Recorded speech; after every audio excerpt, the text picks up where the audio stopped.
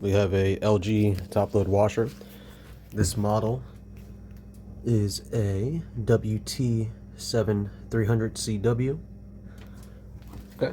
Today what we're going to be doing is replacing the valves. Customer does have some leaking going on. And it's coming from the valve inside of here. When it comes to this back plate, there's going to be one here, and one here. You see what Philip said. This is a little bit tight on there. I already took it off, of course, but once you get it off, it's off. Now, as we can see here, this is going to be the valves.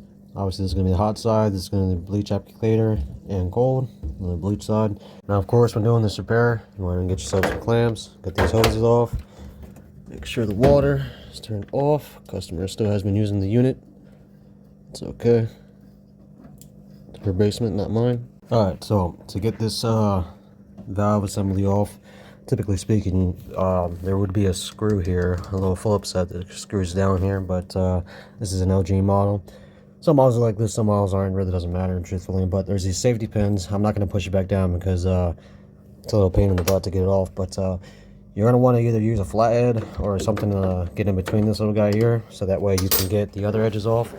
One here, and one here as well. So as we can see here, over time, and again, this isn't just a LG model, this happens with all washers. This is sediment. You will have sediment build up into your hoses here and there. It's just a time thing.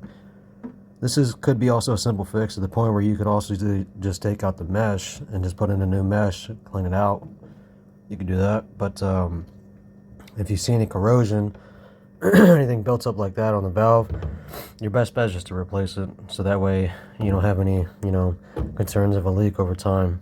Alright, so simple as that. Got the new valve on.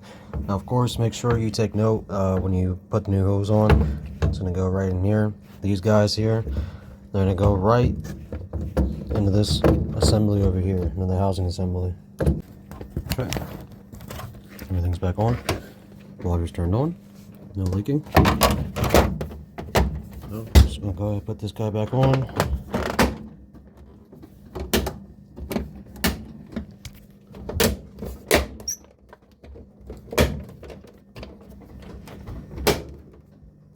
Okay.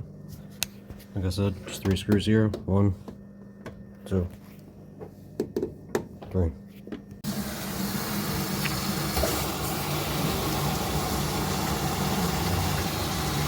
Alright, and unit is now operational and no leak is occurring. That's all with residual water. But yeah, unit is now functional.